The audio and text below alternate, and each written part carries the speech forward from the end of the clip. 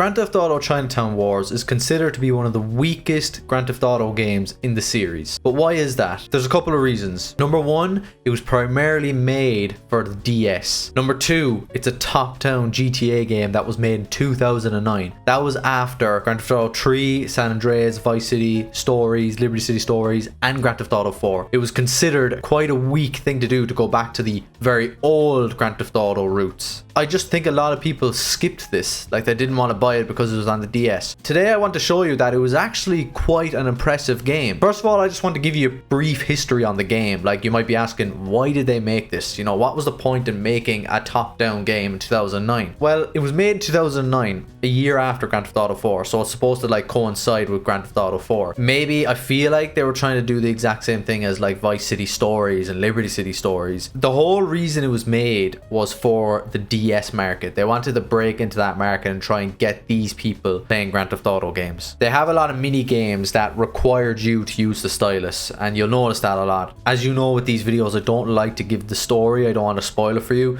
I'll just give a quick rundown. You follow a young Triad member named Huang Li, and in the game he's trying to recover this sword that was stolen from his family. But on his venture to do that, he gets caught up with all the Triad gang member stuff. Even though it's considered a very weak Grand Theft Auto game, it still has the highest Metascore for a DS game. So it didn't sell very well, but the Metacritic score is unbelievable. It's up there with Flipnote of all freaking things. So you know this is a very, very good DS game. If you look at some of the articles back in 2009, Nintendo actually said that it thinks this game could have sold so much more if it was promoted a bit better. So the first thing I want to talk about are the cutscenes. So yes, they're not animated cutscenes, okay? It's on a DS, like what do you expect is going to happen? But I think there's something beautiful with these cutscenes. They're kind of made in like a comic book style kind of way, a bit like anime. They're just beautiful drawings, absolutely beautiful, and like it changes every time the person is saying something. Like their animation may change, or their expression may change, or something like that. Another thing I love is that every character has their own music.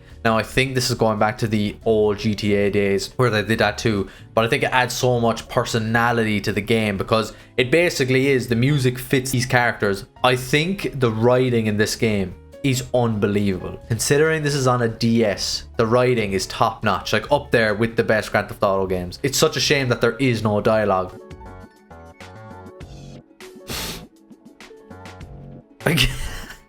Kidnapped my own car again. Now let's get to the main talking point of this game, the top-down view. And I know a lot of people are going to turn away instantly when they see that it's top-down, which is fair enough. I think back in the day of Grand Theft Auto 1 and 2, it was kind of like the first of its kind, you know, the top-down view was fairly normal, fairly standard back then. But when you jump to 3D, it's very difficult to go back to a top-down view and expect people to like it, you know what I mean? And I think that's one of its big problems. The models are 3D, which is what I love, you know, the camera angle, like if this is the floor, the camera angle is kind of coming at it like this, not straight down like that. So there are 3D models, yes, but like, you know, it's top down. The combat and the shooting are really simple with the top down view. I quite like it actually. They kept it very simple, which I love. But the driving, it's awful. The driving is the biggest letdown of this game. I can't stand it. You don't get much view ahead of you of where you're driving, so inevitably you're going to end up crashing. I feel like as well the roads are extremely thin in this game. Like you've no way to get through cars or to get on the outside, so there's a lot of crashing. A lot of crashing. Controls like ass. You can tell because the game offers driving assist, but you know, it kind of gets you in the center of the road,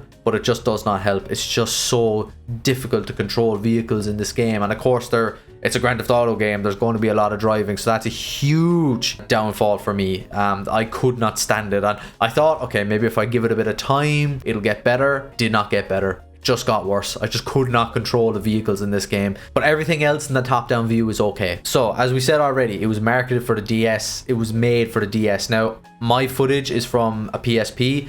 It did come out in like iPad and the PSP and all that, but it's made for the DS. You can tell because of these little mini games. For example, you have to hotwire cars to get into them. You play a little mini game to stop the alarm going off when you're filling up Molotov cocktails, when you are operating a crane, and like it was primarily needed to be used with the stylus of the DS. But I actually really enjoy these mini games. I think it adds a lot of character and it's very creative. creative. Big thing I love about Rockstar is they're so creative. They had to be creative to get a Grand Theft Auto game working on a DS, and they did it brilliantly. It's a bit of a pain to try and make the Molotov cocktails, but I can accept like you going up to a pump, filling up the freaking Molotov cocktail, putting the tissue into it and then collecting it, you know? I think it adds character. No other Grand Theft Auto game does it like that, and I think it's... Anyway, considering this was made on a DS, I think this game was quite ahead of its time. As I said, it coincided with Grand Theft Auto 4, so a lot of the features in that game appear on this game. For example, this game has internet. You have to use internet to get into your missions. You go onto your email and that activates missions, which is what I love. iFruit makes an appearance in your apartment. The menu is your phone, I think. In the menu it shows your GPS, your email, like your notifications, stuff like that, which I thought was very, very creative. It has a waypoint system, a GPS. It doesn't work, it never works, but it's so nice to have that on a DS game. It makes sense because Grand Theft Auto 4 introduced the internet as well. Another thing it introduced was drug trading,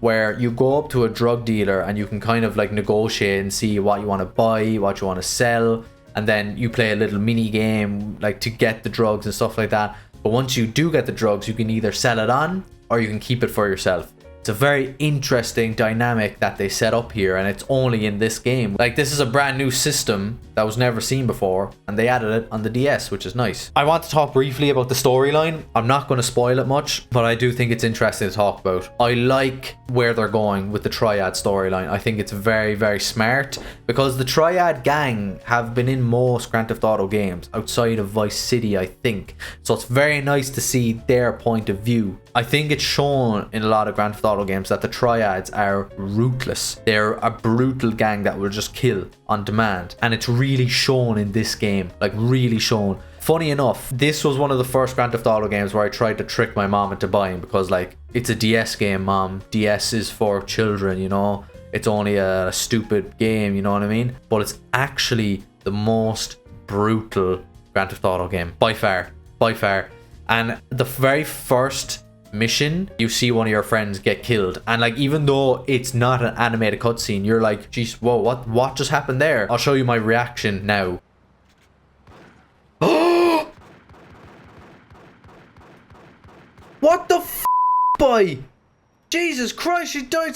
It's that, like, that's just brutal. Continues throughout the story. Like, there's a mission where you have to burn down a store, which is like, that's fine, whatever. But then halfway through the mission, fire trucks come and it says, well, take out the fire trucks, stop them from saving the store, and then you kill all these firemen. It's like, Jesus, this is a brutal storyline. So I thought it was very interesting. Talk about the missions. They're very basic, which I like. They have to be, because it's a top-down view game. Get the drugs, kill this person, drive there, races, prostitution, all of that, but they're kept very, very simple. So I was getting through the missions quite quickly, but funny enough, the game did find ways to piss me off. Obviously, because it's top down, it's very hard to control sometimes, and there was just some situations which really got on my nerves. Going back to burning down the store, the fire trucks came and they just ran me over. It's like, why would you run me over? You're killing someone to get to the store. I just don't get it, you know what I mean? Oh, for fuck's sake, he fucking ran over me!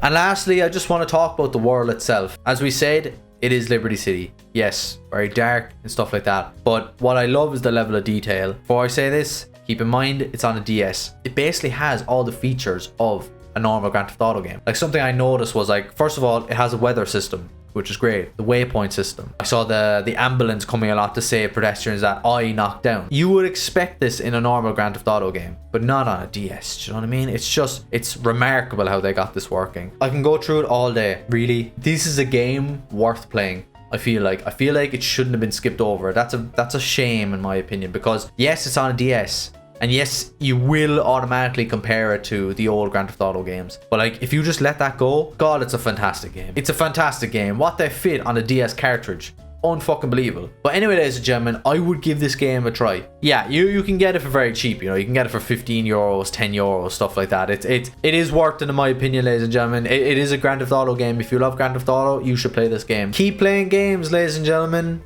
Stay safe. Slán leat.